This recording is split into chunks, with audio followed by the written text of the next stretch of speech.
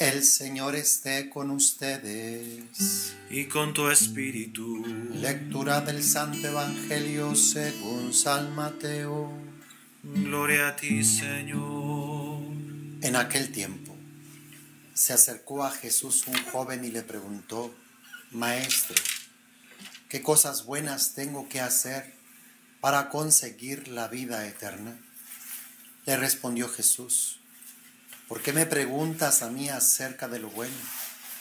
Uno solo es el bueno, Dios. Pero si quieres entrar en la vida, cumple los mandamientos. Él replicó: ¿cuáles? Jesús le dijo: no matarás, no cometerás adulterio, no robarás, no levantarás falso testimonio, honra a tu padre y a tu madre, ama a tu prójimo como a ti mismo. Le dijo entonces el joven: todo eso lo he cumplido desde mi niñez. ¿Qué más me falta? Jesús le dijo: si quieres ser perfecto, ve a vender todo lo que tienes, dales el dinero a los pobres y tendrás un tesoro en el cielo. Luego ven y sígueme. Al oír estas palabras, el joven se fue entristecido porque era muy rico. Palabra del Señor. Gloria a ti, Señor Jesús. En los evangelios o en el evangelio, porque el evangelio es solamente uno, desde 4 ángulos: Mateo, Marcos, Lucas y Juan. El evangelio 1 es Jesucristo. Encontramos a diferentes clases de personajes que vienen al encuentro de Jesús. Encontramos a este joven rico que desea la vida eterna. Hermanos, hemos sido creados con deseos de eternidad. Es un regalo que Dios ha puesto en nuestros corazones, en nuestras entrañas. Y en esos deseos de eternidad y de buscarla, muchas de las veces erramos, nos equivocamos y nos vamos tras el amor a las personas, el amor a las cosas terrenales y hasta a los animales. Hemos sido creados con deseos de Dios. En el corazón tenemos un abismo que solamente Dios puede llenar. Ningún ser humano. ¿Cuántas esposas encontramos queriendo llenar su corazón con el amor de su esposo? ¿Y cuántas desilusiones encontramos cuando el esposo es infiel o el esposo tiene su querer en otras cosas? ¿Cuántas tristezas, cuántos sufrimientos hay en el ser humano queriendo llenar ese abismo con el amor de otra persona o con los bienes terrenales y materiales? ¡Qué desgracia! Jamás el corazón del hombre podrá ser llenado con una persona ni con ninguna cosa material. Solamente Dios puede llenar ese abismo, porque hemos sido creados en Él, por Él y para Él. Como San Agustín lo dijo: nos creaste para ti y no descansaremos hasta que no volvamos a ti. Solamente Dios, hermanos. Este joven estaba deseoso de la vida eterna. Ojalá que muchísimos jóvenes tuviesen la inquietud por lo eterno y no por lo efímero, no por lo pasajero, no por una persona caduca, una persona muere. Imagínate si nos endiosamos con un ser humano, por más bello, por más hermoso que esté, por más sabio e inteligente ese hombre, esa mujer, se van a morir. Puede enfermarse, puede morir. ¿Dónde vamos a quedar nosotros?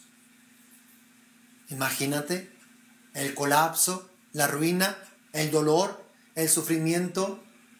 Claro que no vamos a dejar de amar al esposo, a la esposa, a los hijos y de utilizar las cosas materiales, pero hemos de enfocarnos principalmente y primordialmente en Dios. Ojalá que ya lo hayamos encontrado, ojalá que ya hayamos experimentado su amor, si no andaremos errantes, andaremos buscando por aquí, por allá y seguiremos, ¿verdad?, equivocándonos continuamente. Pues este joven se acercó a Jesús para preguntarle qué cosas buenas tengo que hacer para conseguir la vida eterna. Ojalá que también nosotros estuviésemos interesados en la vida eterna, en ir al cielo, en las cosas celestiales, porque el mundo nos presenta tantas cosas terrenales, pasajeras, corruptibles, muchas de ellas buenas, pero muchas de ellas terminan retirándonos, apartándonos, alejándonos de Dios. Jesús le va a responder: ¿por qué me preguntas a mí acerca de lo bueno? Uno solo es bueno y ese es Dios. Una revelación grande, hermanos. Dios es bueno. Dios es el único bueno, infinitamente bueno. Jesús de alguna forma se revela como Dios, pues Él es bueno. Jesús no hizo más que puras cosas buenas. De Él solamente emana lo bueno. Cuando te acontezcan cosas difíciles o malas, pregúntate: ¿un Dios bueno? De un Dios bueno puede venir esto, puede venir aquello. Dios es infinitamente bueno y de Él solamente emana lo bueno. De Él solamente emana lo bueno. Cuando te acontezca algo malo, ponlo en otro lugar, no lo pongas en Dios, porque Dios no hace cosas malas. De Dios no procede el mal que te acontece y luego tú lo culpas a Él. Y esa culpa te hace sentir resentimiento y sentirte molesto, resentido, alejado de Dios, te apartas de Dios. Es un engaño del demonio.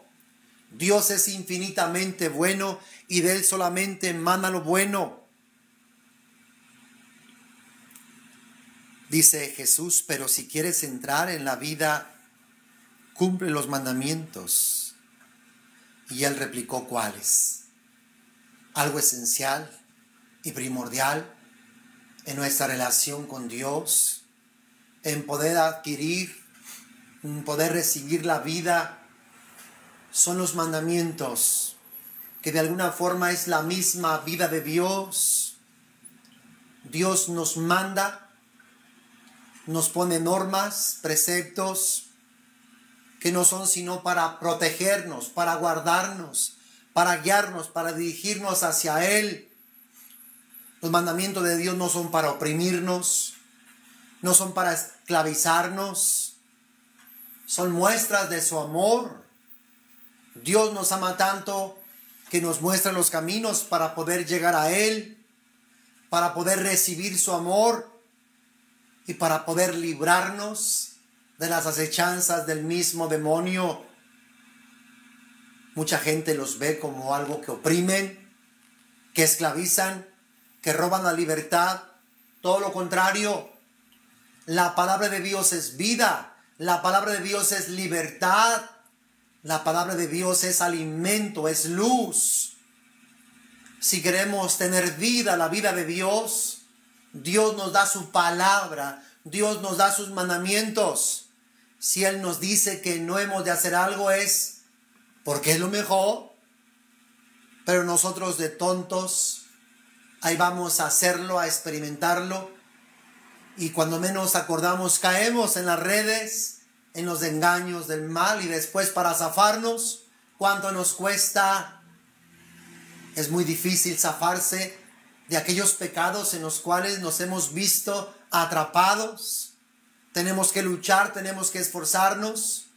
Una vez caído en un pecado, lo más seguro es que lo hagas una segunda vez y venga una tercera vez y así le continuemos. Es mejor pararle. es mejor ni siquiera asomarse.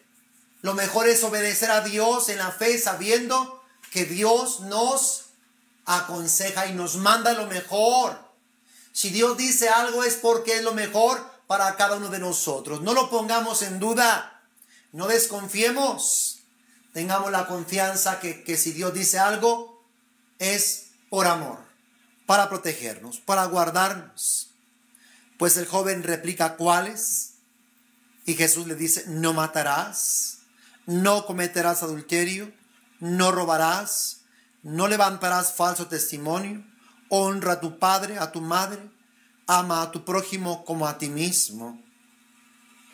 Lo más seguro es que si estamos cumpliendo con la segunda tabla que corresponde al prójimo, pues muy posiblemente, ¿verdad?, estemos bien también en la primera tabla que corresponde a los mandamientos respecto de Dios mismo. El joven le va a decir, todo eso lo he cumplido desde mi niñez. ¿Qué más me falta?